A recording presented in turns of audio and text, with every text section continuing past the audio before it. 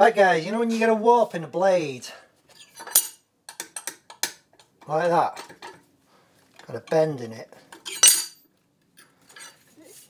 More so with Damascus and San Mai and things like that, but also you'll get warps during heat treating. And if you're like me, then probably since you started you've done this with some some metal rods, and you put it in the vise and you check which side the bend is. So it's bent that way, so you need to push it from that side, and then you put it in your vise and then you tighten your vise up.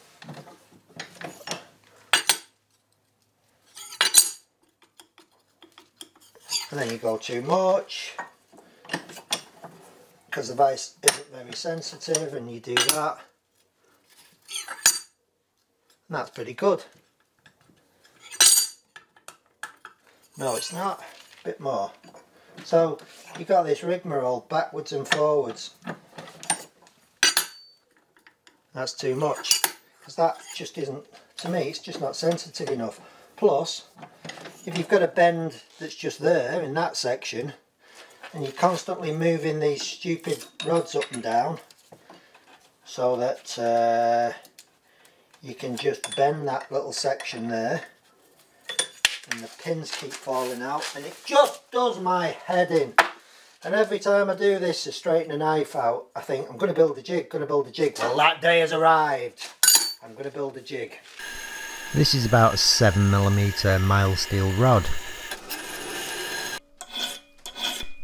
If you don't heat it up, you'll snap it. Ask me how I know.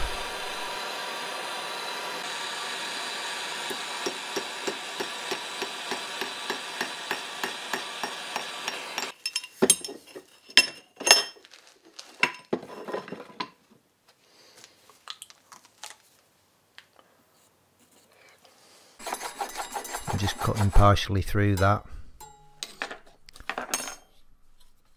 Then file a little V in so that it will fold in on itself again.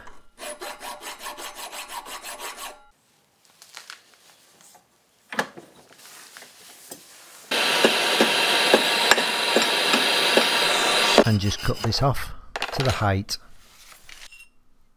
2 sliders, captive. Fantastic. And I think I'll call this the push post. So I just need a hole for a bolt now. I'm going to tap this. Well, I'm going to start the tap in the drill press so it's straight. Tap it out. Guess if you haven't got a tap, you could just weld a nut on this plate.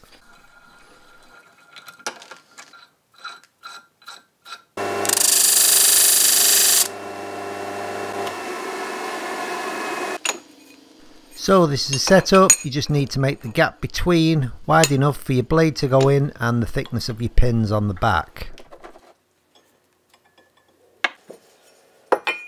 Your spots on the bottom, a couple of spots on the side, nothing in the bottom, little well there, round the back. High temp paint. And if you've no access to really welding stuff, you can always use a piece of box section.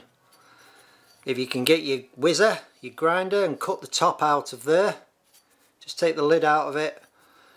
You could simply drill a hole in there, put a nut on each side, and then tighten up. As you're tightening, you'd probably have to get a spanner on the inside nut, or you could simply super glue that nut on the inside. It might hold, because as you tighten down, you're pushing, aren't you? Yes, you're pushing on that nut. So make that captive somehow, and same jig. There it is.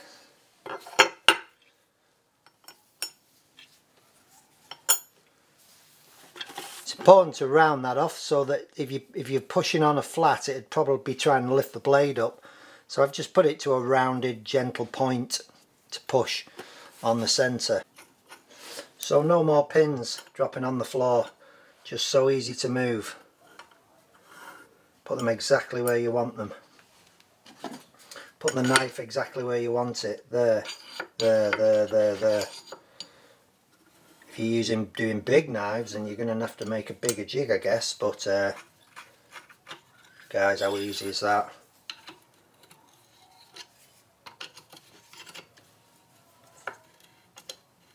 And the great thing about this is why I use high temperature paint on it, because if I need to put a knife in to straighten during temper, which I often do when quenching, then that whole jig can go straight into the tempering oven.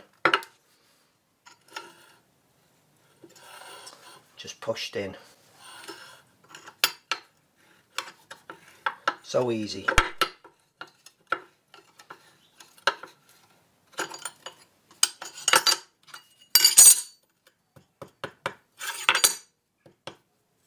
Absolute. We've done it in one. So I straightened that, and 2 samurai blades, which I'm currently working on, just did them in no time, and they were absolutely perfect. Working on a couple of videos at the moment where I'm building a samurai knife for a fellow YouTuber and bushcrafter. I will have part 2 of the file knife probably in the next 3 or 4 days. That's wrapped up, done. So thank you to my patrons, thanks for watching, and a blooper.